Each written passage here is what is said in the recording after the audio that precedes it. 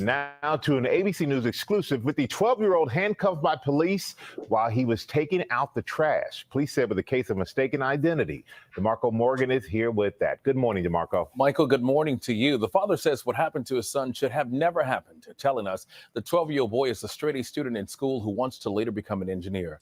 The father going on to say the situation could have ended badly had his son panicked and took off running.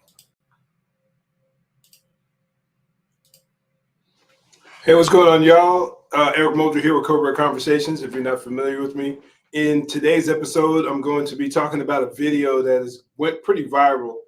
I've seen a lot of people talking about it. There have been a lot of debates and conversations about it. So I did a little homework. I dug a little deeper, which is what I try to do typically, to see what I can find out, to see if I can find out if there's any truth to the allegations that the police acted unfairly, that the police acted out in a racist term. Because what I like to do here, I like to keep it real. Yeah, I'm a former cop, no doubt about it.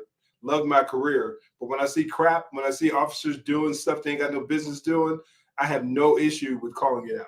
So what I decided to do was examine some of the information, and I was I wasn't totally surprised, but I came up with some surprising findings, and let me share those with y'all. Let's continue on with this video right here.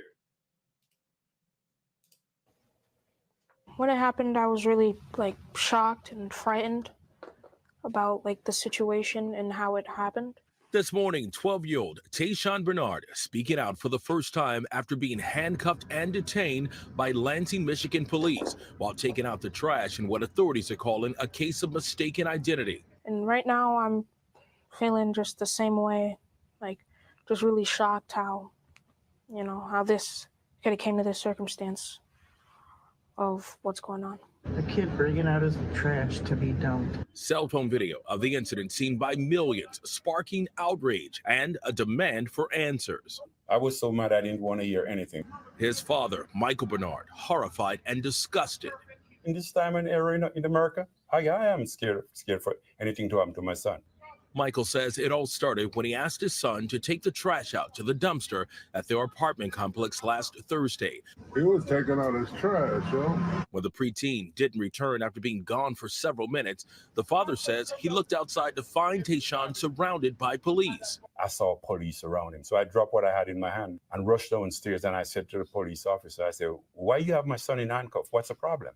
Tayshawn was released moments later, but visibly shaken, turning his back to officers as his father, seen here visibly upset as well, continuing to chastise officers as a neighbor continues to record. I'm just questioning the condition of this son. Can you take the garbage down? That's what he did. You get what I'm saying?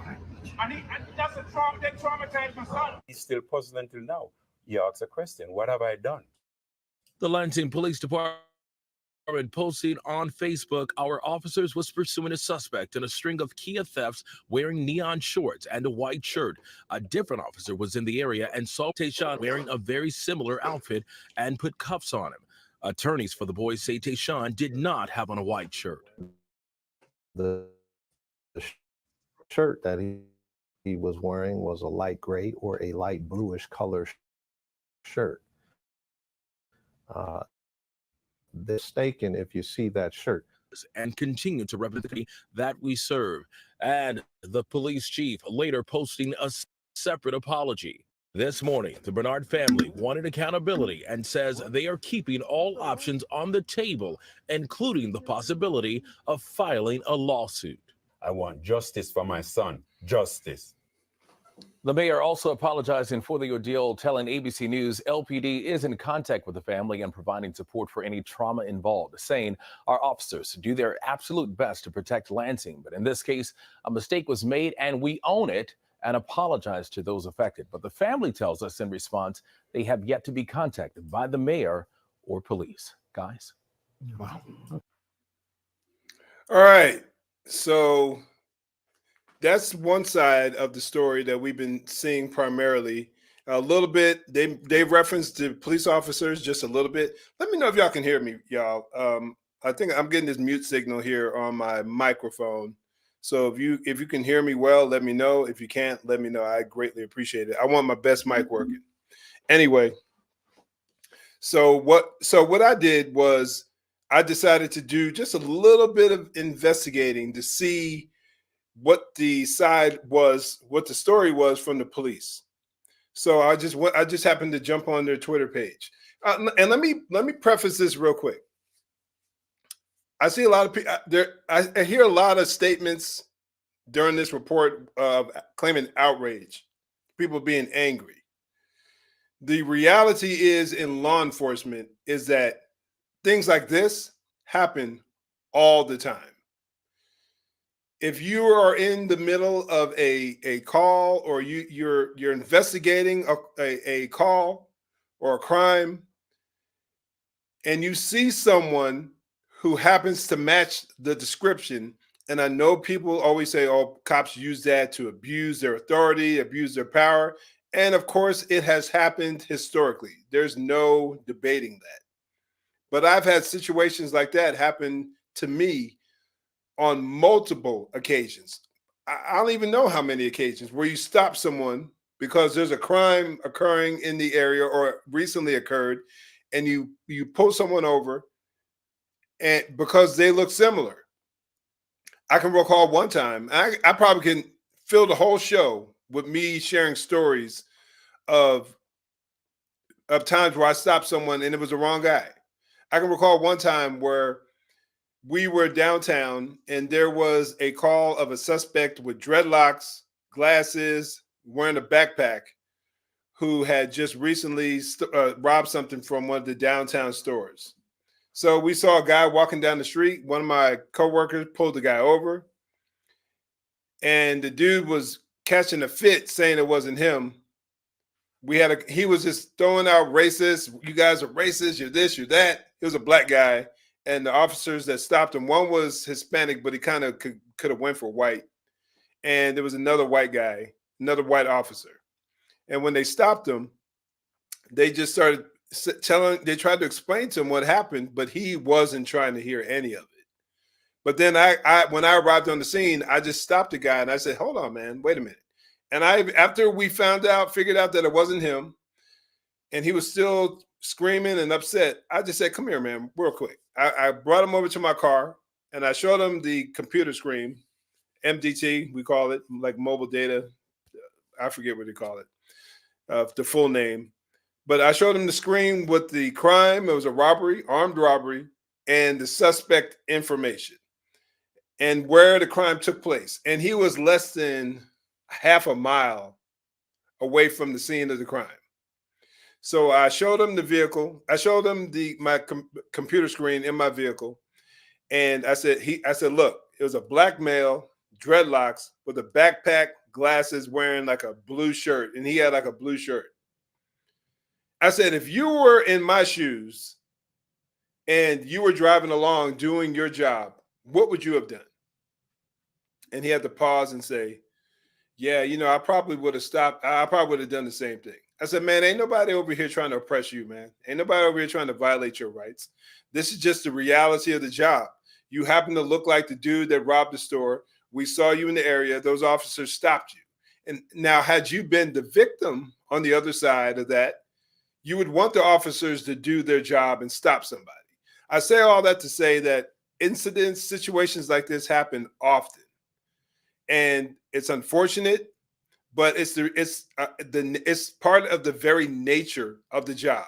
You have to stop. There have been times where I didn't stop somebody because I was like, that doesn't look like him. But then another officer pulls the same guy over, and it was him. It was a suspect who had robbed a convenience store right up the street.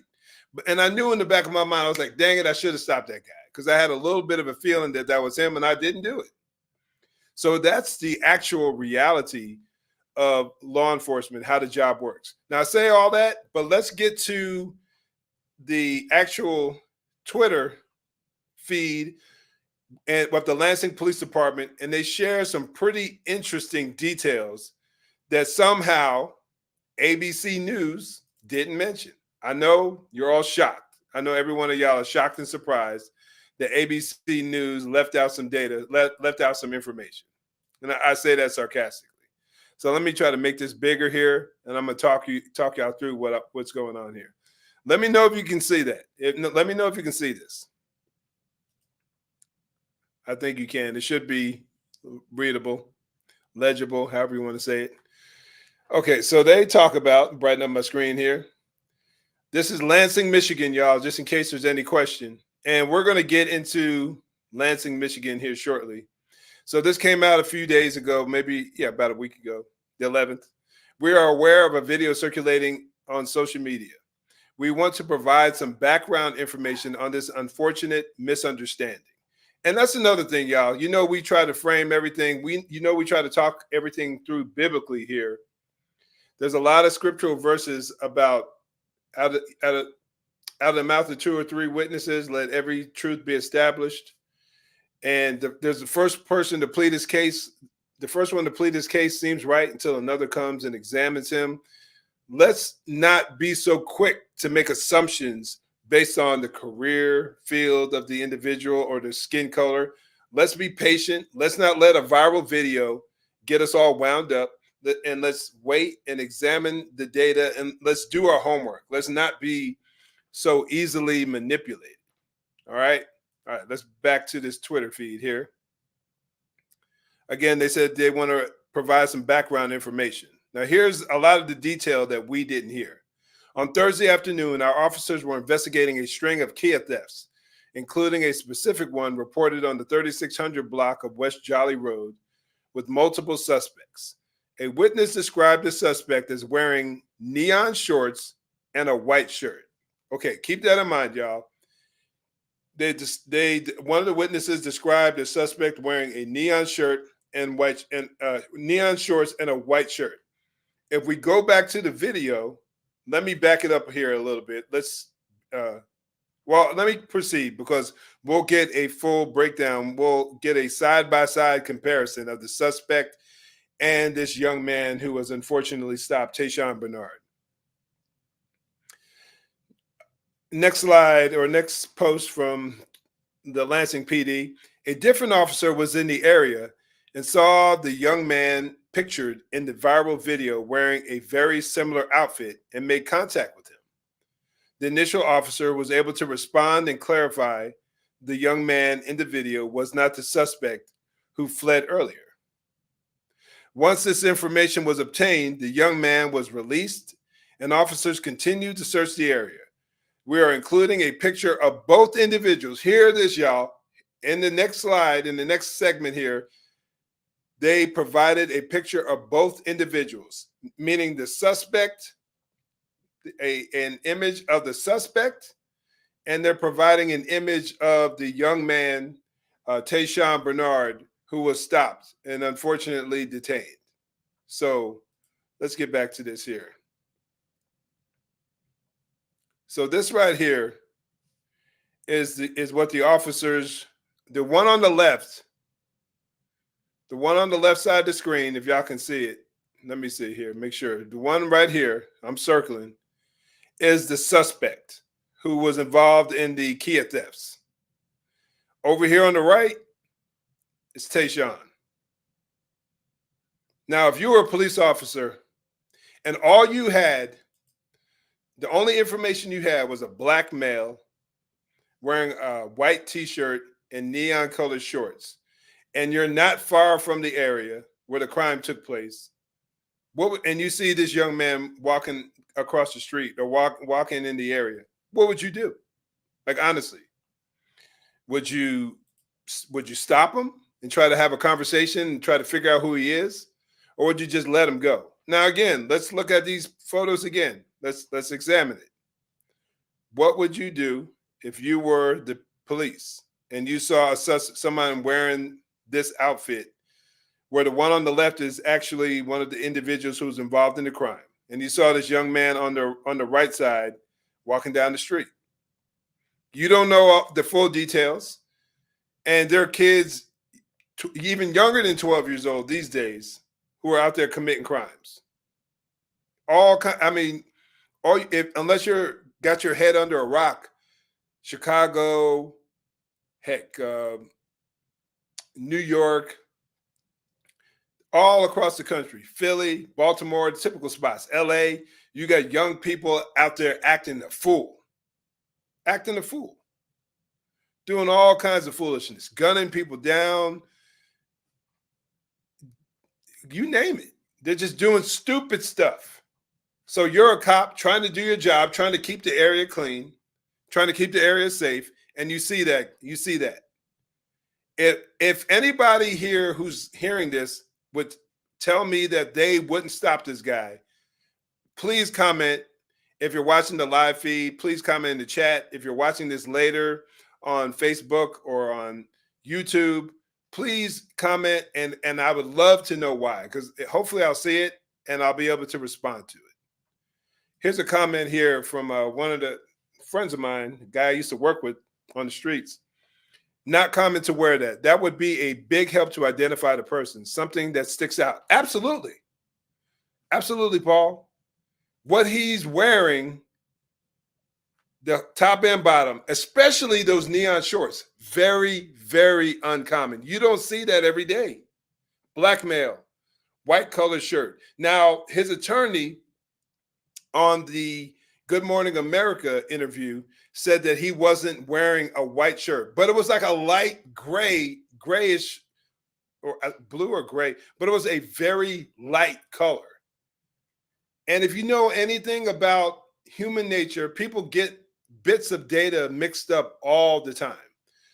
People may say a white shirt and it turns out to be a gray shirt. People may, or opposite, or a light blue shirt, depending on the distance from the individual. All kinds of factors play a role. There's all kinds of factors that impact what someone sees. And you see that neon colored shorts, that's not, again, if I can borrow Paul's comment, that is very unusual. Neon colored shorts. Black male, neon colored shorts, light colored or white shirt. Stop him. If you're a cop with any ounce of credibility, you're going to stop him. You're going to make contact and try to see what you can find out about him.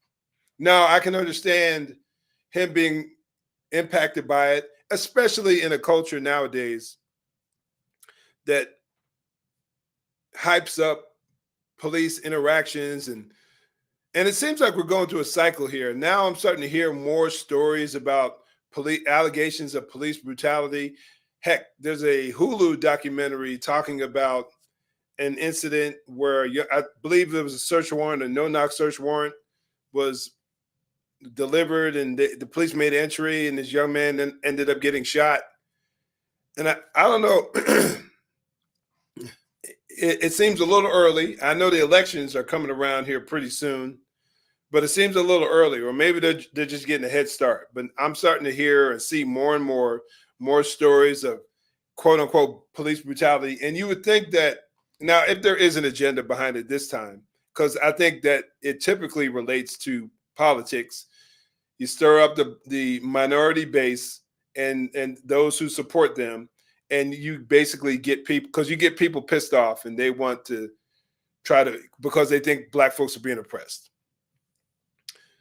Historically speaking, I can see why people might have that concern, but if you're really into following the facts, you're not going to believe it's as prevalent as it was 30, 40, 50 plus years ago. It just is not. The numbers just don't match up to that. Anyway, let's proceed here with the article, with the Twitter feed. Let's wrap it up. But again, got the suspect on the left and the young man, Tayshawn, on the right. Similar clothing. Any cop worth his salt would have stopped him. Lansing police go on to say community relations is a top priority for us as a department. From top down, our hope is we can put this unfortunate cause of wrong place, wrong time behind us and continue to represent the community that we serve. Now, I'm reading through the comments on Twitter, and there are people who are upset saying, well, he shouldn't have been investigated or interrogated without his father being present. And I think ultimately, who knows how long? We don't have all the details. I don't know. I haven't seen the full video. Now, I don't know how long he was being interviewed before his father showed up. And when I see him show up, it seems like people are interacting with the dad. Now, if you have an officer on the scene by himself, his first job is to make the scene safe, try to make sure everything's cool. You don't just buy someone saying, well, that's my son. You don't just assume that to be the case. You might slow down a bit and ensure you have proper backup, security individual, theft. Oftentimes there might be, or sometimes there may be a weapon involved. You just don't know. It depending on how violent or dangerous the area is, you're going to want to make sure everything's cool before you just walk away and let the guy go. You don't do that.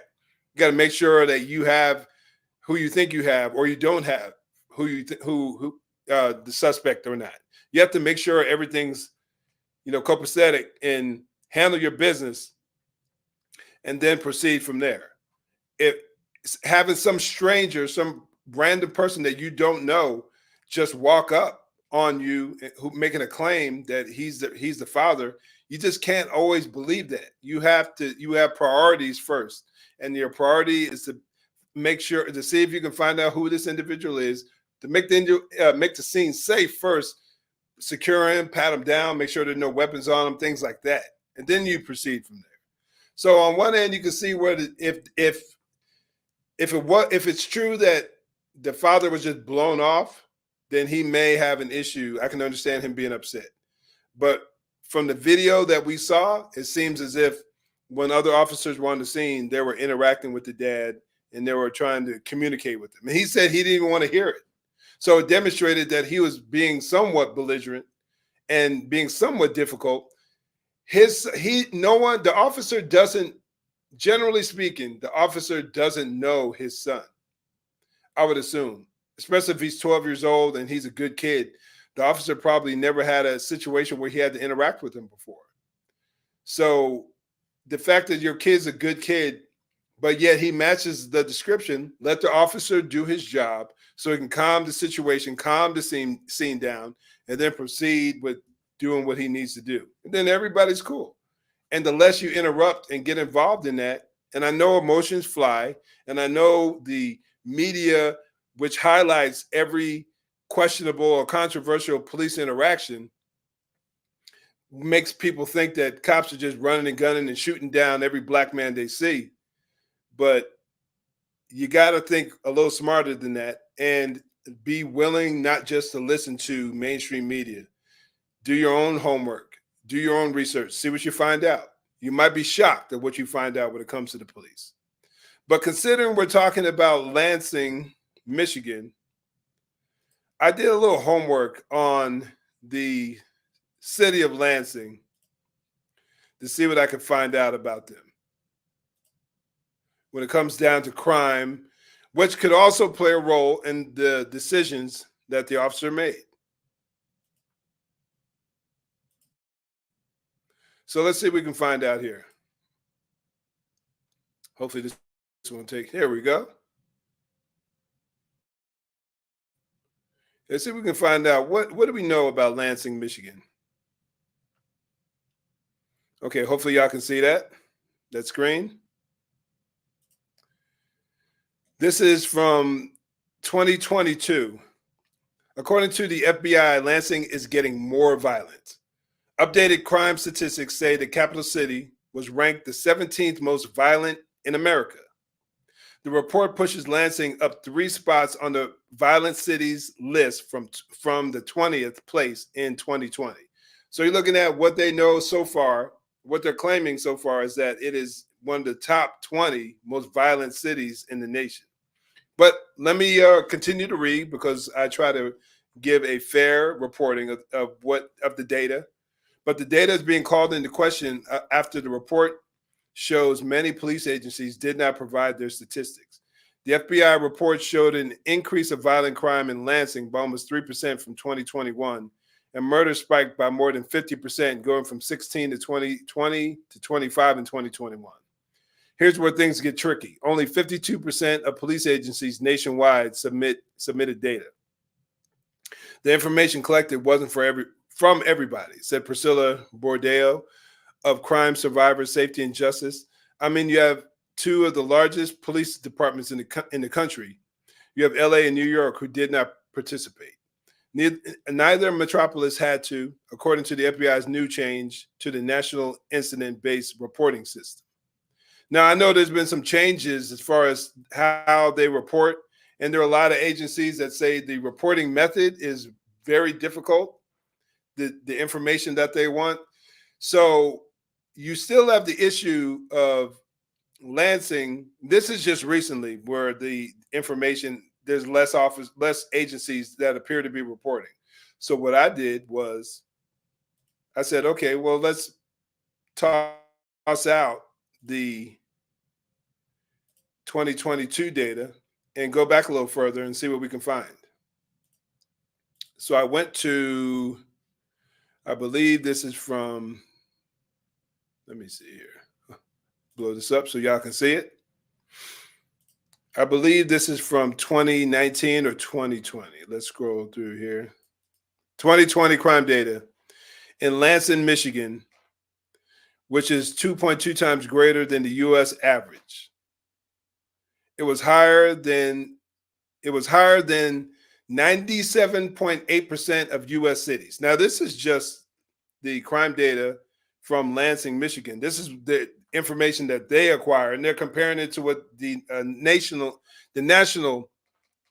crime data is.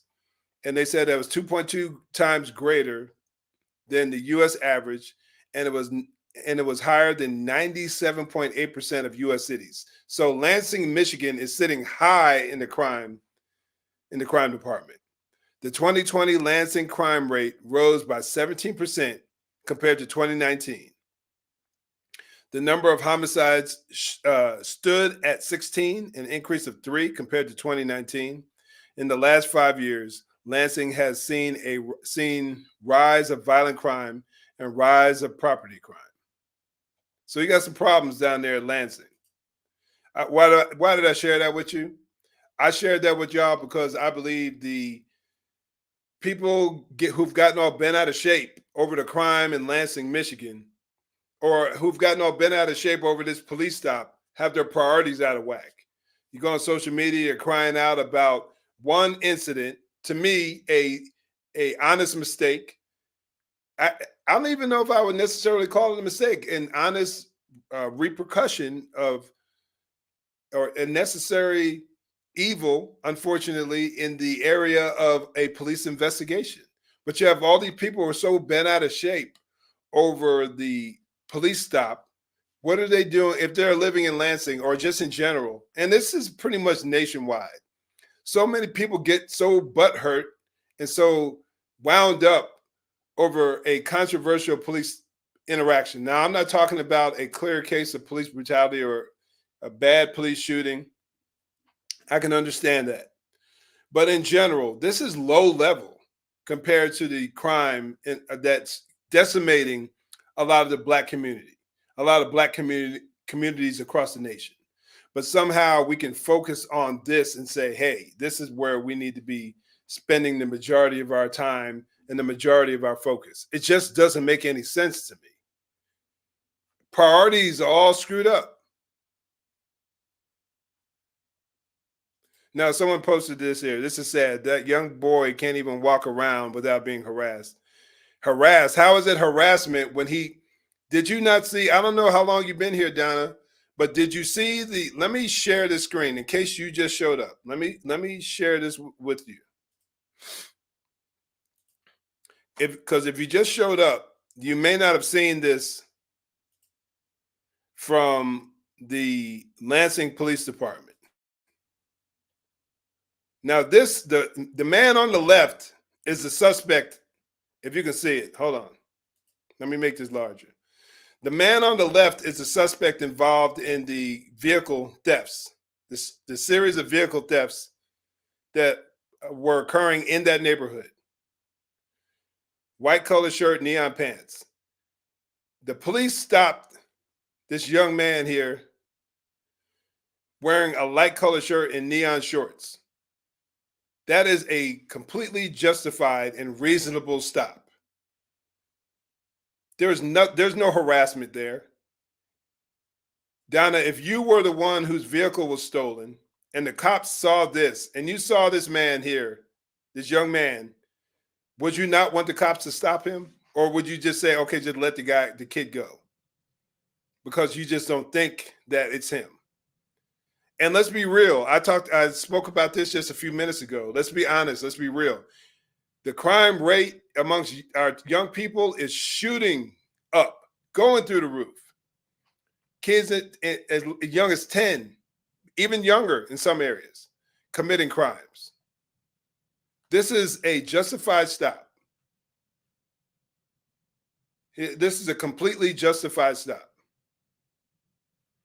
Yeah, we need to all get along, but at the same time, the cops weren't harassing him, or there's no evidence of that whatsoever. There's no evidence whatsoever that the cops were harassing this young man. It seems very clear that in a high crime area, these cops were simply doing their job. Now, if more information comes out that demonstrates that the cops were harassing him, then I'll come back and I'll change my tune. But from what we know right now, it seems like they were simply doing their job. And that's all I ask people. Don't fly off the handle and assume everything to be problematic, assuming racism all the time. That's silly. It's just silly. It really is. Because how many times are we going to get caught up in what the media tells us before we realize that there's more to it? And then later on we find out that it was garbage. It happens all the time. Jussie Smollett. People just assumed that he was telling the truth, but he wasn't. Carly Russell, just a few weeks back, made a claim, and people want to assume that she was telling the truth. Then she comes to find out that she lied. Jacob Blake, people say that the police shot an unarmed black man in the back.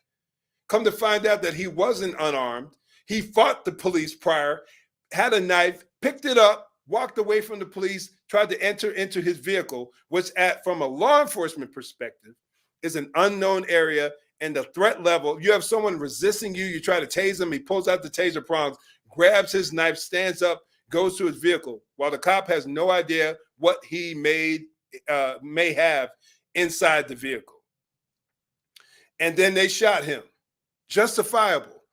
My point is this: too many times we are told, the media, and I believe it's political as well, they use incidents and then they highlight, the race of the individuals involved. A few years ago in Milwaukee, Wisconsin, if I recall correctly, it was in Milwaukee, there was an overnight incident where there was an allegation that a black man was shot by a white police officer, and they tore the town up. People were rioting on the streets, burning up communities. But then the next day, what did they find out? Oh, it was a black man and a black cop, and the dude had a gun. I'm telling you, when are we going to stop and just say, you know what, let me wait, because I'm tired of being embarrassed over here. When are we just going to stop and pause and get more information? And I think people do it, not the average citizen. I'm talking about folks in political power, folks in the media. They do it for ratings, and they do it because it gets people to support them and keep them in power. When they make the claim that it's racist, when they throw that claim out there all over and over again, and we're the ones trying to stop it, people are going to go out there and vote for them. In the meantime, these are some of the same people who were stating that let's defund and abolish the police. How did that work out for black folks over the last couple of years? I'll tell you. All you have to do is go to my channel. Just go back a few years, but I'll spare you the time. The homicide rate almost doubled in some areas, went through the roof. The highest murder rate, particularly in the black community, in decades. When abolished the police, defund the police, when the police were made to be public enemy number one based on the actions of a couple of idiots up there in, with the whole George Floyd case. Based on one officer, police were made to be public enemy number one. And that's where the whole idea of defunding and abolishing the police grew. That's where people got, there are people out there, politicians out there actively supporting that insane idea. And what do you see the result of that? Like I said, not only did you see the homicide rate go up, but the violent crime rate shot up in every city that defunded their police or however you want to term it, reallocated funds. Every area that actually did that, New York, Illinois, California, like Southern California, Northern California, up there in San Francisco, decimated. Portland, Oregon, all these cities that actually thought defunding the police was a halfway decent idea saw crime skyrocket. It's insane. It's insane. Hey, Donna, I really appreciate you, just, coming clean, being real, and just saying that you made a mistake, you came in late. That's totally fine. But, and I wasn't fussing at you per se. My point, it primarily is we cannot let our emotions carry us away.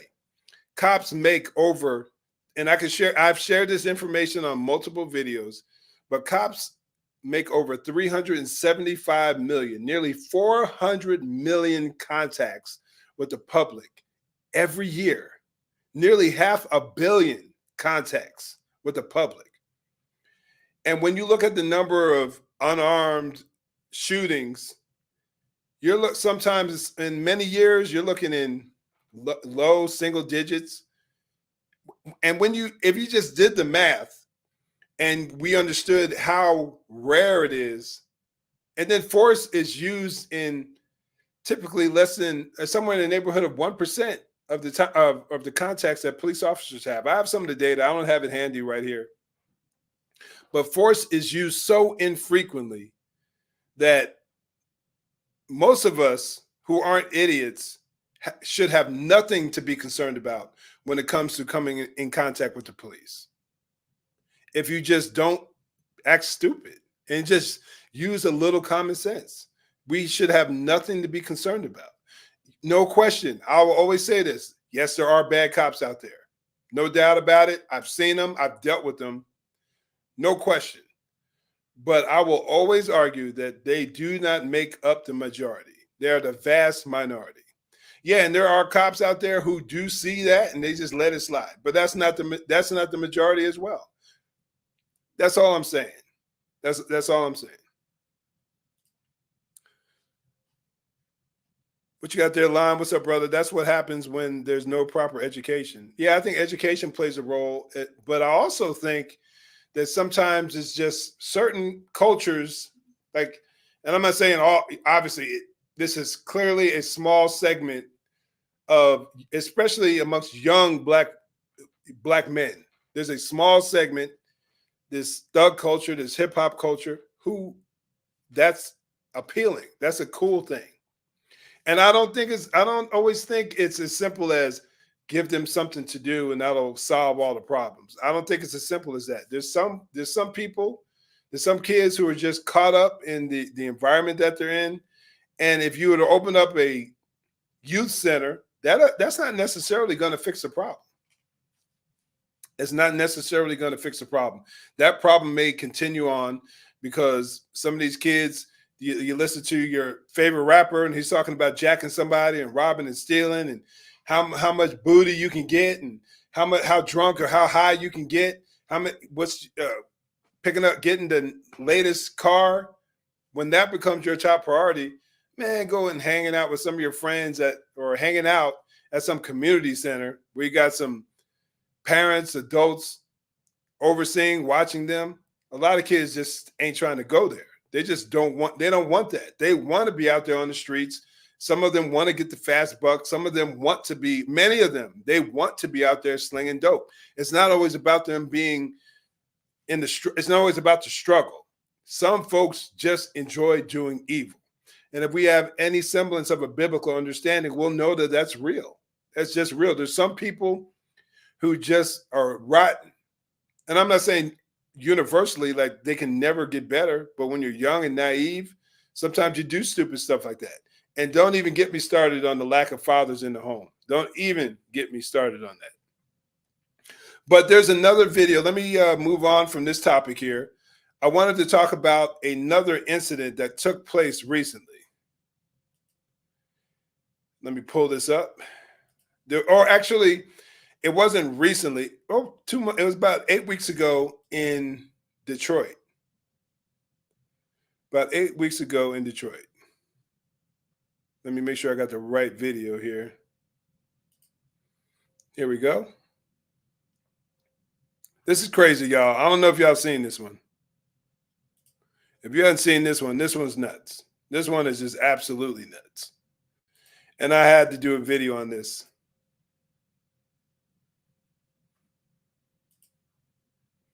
All right, pay attention, y'all. Take a look at this unbelievable video. We'll slow it down to show you just how bold these suspects are. The young man without a shirt goes for the uniformed Detroit police officer's gun on his right side. He gets it. Meanwhile, his accomplice in the Adidas pants pulls a gun, pointing it at the officer. There's a struggle. The officer wrestles his duty weapon, a 9mm, back from the suspect.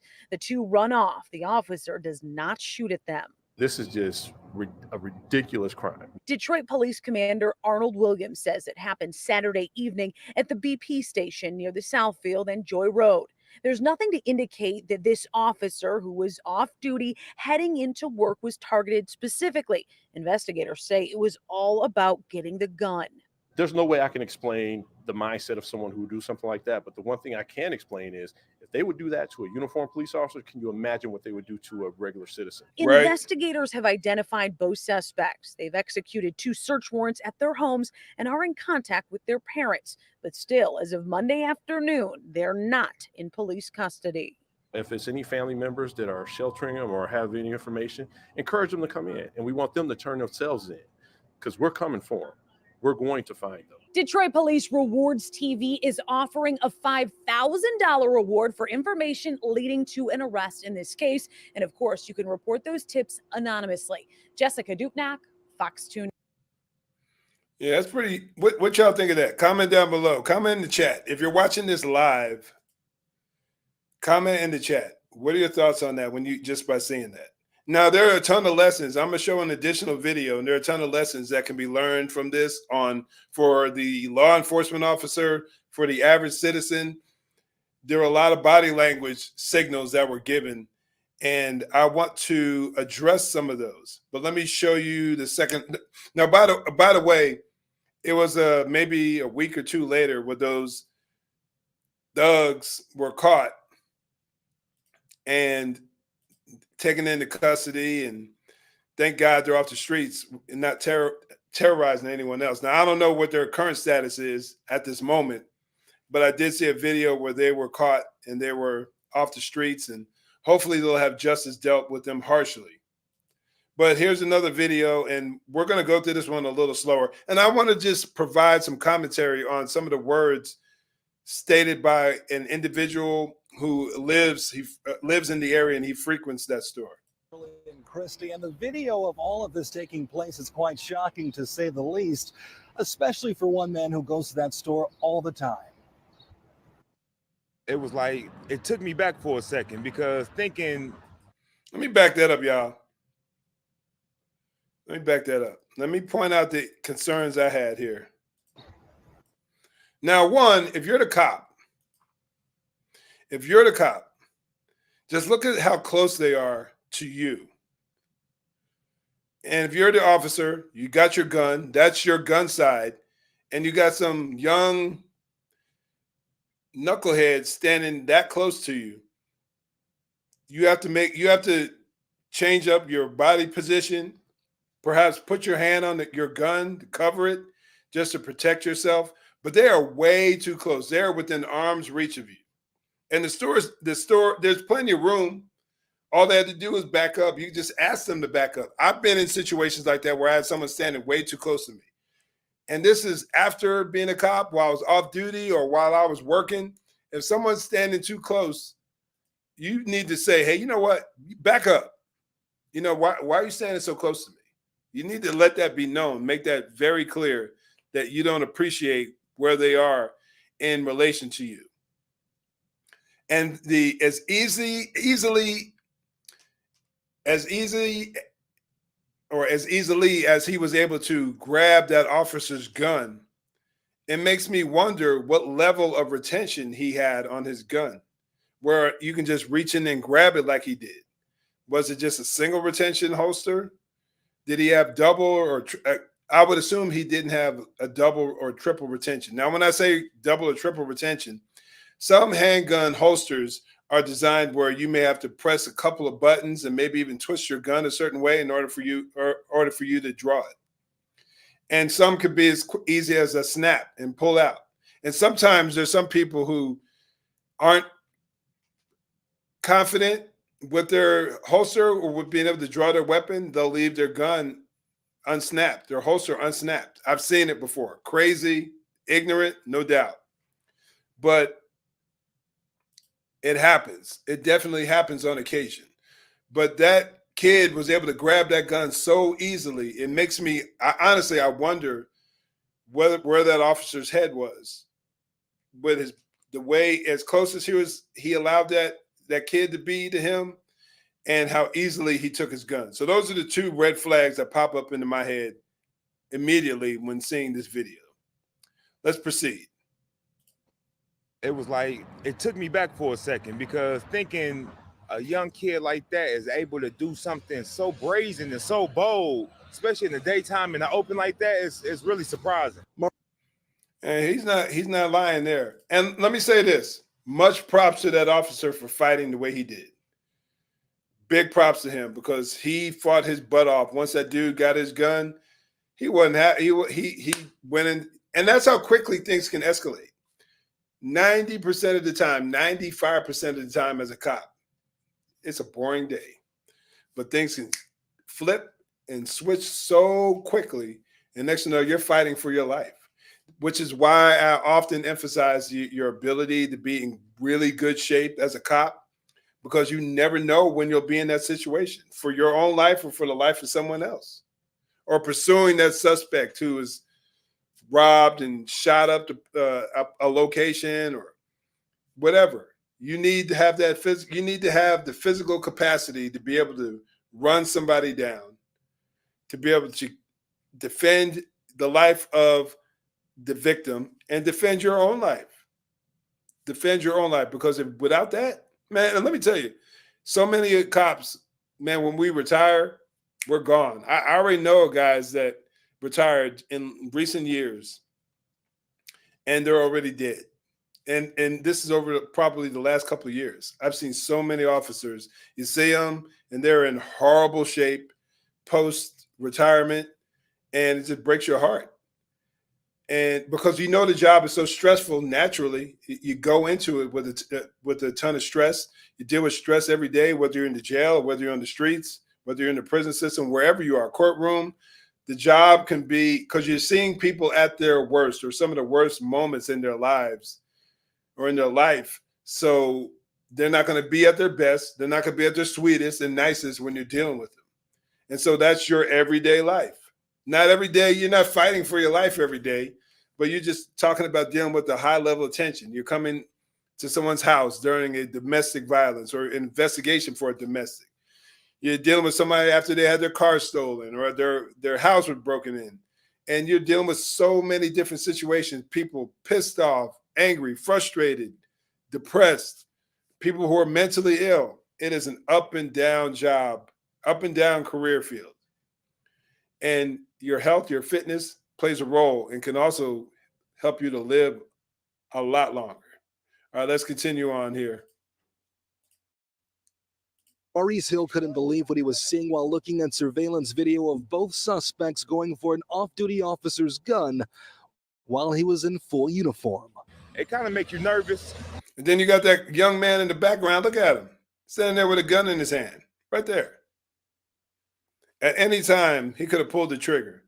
Now, he probably didn't, because he didn't want to shoot his boy. And you can look at the suspects in his left hand. He's got the gun right there. Watch your gear, fellas. Cops, watch your gear. Protect your gear with your life. Kind of make you nervous thinking about, as people out here like that that's willing to go that far. We won't know what really the cause is, but just knowing that kids is out here going that far is probably something we need to check in on and make something better for the neighborhood. Yeah, and better for the neighborhood, meaning what? Honestly, you want to have community programs. Personally, I personally, when it comes to, it's a little warm in here, y'all forgive me. But personally, I'm not saying community programs can't be a help, but I don't think that that is the only answer. There are much bigger issues that need to be addressed. The dynamics of the home, the dynamics of what they believe, honestly. If you idolize and worship and glorify the money, fast cars, getting high, getting drunk, and trust me, that's everywhere. That thug culture, that gang culture, that hip hop culture, that's where the battle is. And where's the dad? I wonder what role where the dads are for these young men. I honestly wonder. And it can't be ignored. Yeah, it's politically incorrect to talk about it, but we'd be a fool if we're not addressing this issue. If we're ignoring the reality of the fatherlessness rate in many communities, especially the Black community. Now it's impacting every community. It's only increasing, but it has decimated the Black community. Decimated. And I always talk about it: the growing levels of atheism, the lack of a ultimate moral foundation, the foundation being God, and particularly Jesus Christ. Lacking that in this crazy culture where anything goes and morality is subjective to the individual and you can do whatever you want to do, and as long as it makes you feel good, or you're asking for problems, y'all. If we are just matter in motion, I say it over and over again, if we are just matter in motion, the products crawling out of the primordial ooze, why do we have to be respectful to each other? If we're nothing but a bunch of cosmic accidents, who cares what one cosmic accident does to another cosmic accident? It matters what you believe about your origins, where we came from, who we are, how we got here, what we believe about morality. It impacts a culture. It impacts a society. Like it or not, it's just how it is. Even staunch atheists like Richard Dawkins say, as much as they hate God, the God of the Bible, they don't want to live in a world where it's survival of the fittest. I recall him saying that just a few years ago, because he's at least wise enough to know that. And I think that's where the image of God shines through and a little bit of rationality pops out every now and then. But let's finish this video up here. Video shows the quick exchange. You see both suspects inch closer to the officer when one goes for the gun. The officer quickly reacts and starts wrestling with the first suspect to keep his weapon, but loses it for a few brief seconds as the back and forth struggle intensifies. The officer is able to retrieve his gun, but we soon find out the suspect in the background by the door is armed as well, with what appears to be a Glock 9.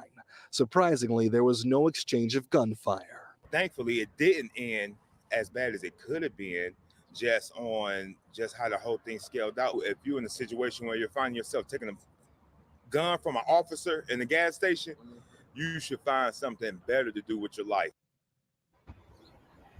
And if you guys know the two men pictured in that video, you're asked to call DPD. They would like to hear from you as soon as possible. Victor Williams, local. Victor, speaking of those two men in that video, it's a pretty clear shot of them. What can you tell us about the search for those guys who did this? Well, we know not too long ago that DPD, they executed 2 search warrants, so they have some type of idea who these two men are. But we are told that in just a few moments, we are going to get an update from DPD. So as soon as that happens, and if any new information comes out of that, we'll keep everyone updated. Yeah. And again, I had mentioned that they were found and that they were locked up. I don't know what their current status is, but at least they were off the streets. Hopefully they'll be kept off the streets for a while. But again, lessons for the officers: cover your gear, keep a safe tactical distance from average citizens, because you just never know what their mindset is. Watch your gear, protect it with all you can, with all your heart. Be ready at any time. You never know when you'll need to call on a high level of physical fitness and some combative skills. And I think the defensive tactics that we're taught in the academy, and then we have to get recertified on a couple of times a year. I don't think that's sufficient. I think we have to do better. And then also we have to really be open and honest enough to be able to examine ourselves, be able to examine our communities, and see what we can do to improve things. And I think it's deeper, as I mentioned, just got finished mentioning, is so much deeper than, giving them community projects or places to go in their community. It's so much deeper than that, because we're dealing with at the very foundation of our theology, our understanding of who God is, or what we believe about God, and what we believe about mankind, anthropology, and also what we think about what we think of right and wrong, and who's influencing us at the home. Who are our role models? Who are our young people's role models? But those are my thoughts. Crazy world, y'all. There's a couple of videos. I'm gonna make a point. This is my goal. Make a point to, especially when I go live, to at least bring up a one or two, maybe more police-related incidents, because I'm a cop at heart, and the primary foundation of Code Red Conversations was dealing with police incidents. The reason I slowed down, or two reasons why I slowed down on doing them, is one, because I realized that there's so many bigger issues going on, worldview issues, and at the very foundation are the biggest problems. Why is our culture so jacked up? It's because worldview issues. When our young people are believing the woke stuff and the SJW stuff, and they are following after Antifa and all these other concepts that are driving them further from God and further from reality, honestly. Because right now we're dealing with the battlefield is in the realm of truth. And people arguing what a woman is and what's right or wrong. Morality is subjective. We're actually dealing with that. I mean, that's always been around. A lot of those arguments, these aren't brand new. Many cultures throughout history have struggled and wrestled with a lot of the same concepts: relativism, issues of gender and sexuality. Those things aren't new. All you have to do is open up your Bible and see that they are not new. But we still have to understand understanding that worldview issues are the biggest problem. I want to point people to the solution, and that solution is Jesus Christ. Faith in him. Faith, because not only are our souls saved from our rebellion, from our sin, but Jesus renews our mind, and he brings us to light. He brings light to us through his Spirit. And a lot of things, I can recall a lot of things that I used to believe and think about. I just don't believe and think anymore, because my mind and my eyes have been opened. Scales have truly fallen off. So one, it was the issue of worldview.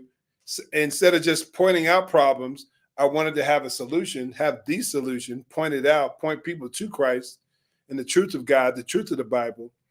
And then second, man, YouTube is not trying to be friendly when you are trying to address issues related to police shootings and police interactions.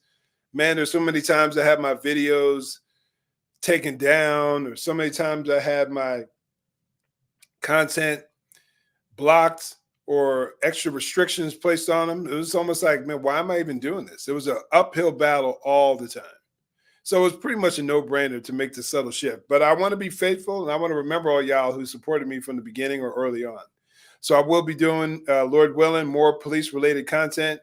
I appreciate y'all being here. And I will see you next Monday, Lord willing. But over the course of the next few days, I've been making daily content. So do me a favor, watch my videos, like and subscribe, comment, because it helps the algorithm. It helps more people know that I'm putting out content like this, and it just makes the job that much easier as far as me not having to battle, not have to be so much of the uphill battle. What's up, Paul? Once again, you're on point. Today, society, communities don't want to take these problems today. They don't want to take on these problems today. Want someone else or government to handle. Absolutely. And I'm just one dude. I'm just one guy, got a little bit of knowledge, a little bit of experience. I love to read. So what I just try to do is I try to take some of the stuff that I read or videos I've seen in audiobooks I've listened to, and I say, hey, maybe this can cause somebody to just think a little differently. Maybe pause a bit and say, man, I've been going down this path and I'm screwing up. So maybe I can offer a little bit of light for somebody out there. I'm hoping. The channel is growing, so I'm thankful for all of y'all out there supporting me. It is growing, especially the last couple of, well, I've been going pretty strong here for like the last month or so, making a video a day. So the channel is definitely growing, and it's been growing by leaps and bounds over the last couple of weeks. So again, I'm thankful for y'all. I appreciate y'all supporting me. Let's keep this going, y'all. A brother's trying to get Joe Rogan level. I know it ain't gonna happen overnight, but I'm grinding. I'm willing to put into work to get as big as I possibly can, and hopefully my little channel can be an influence. You just never know. But once again, I appreciate y'all supporting me, and I'll talk to you later. God bless.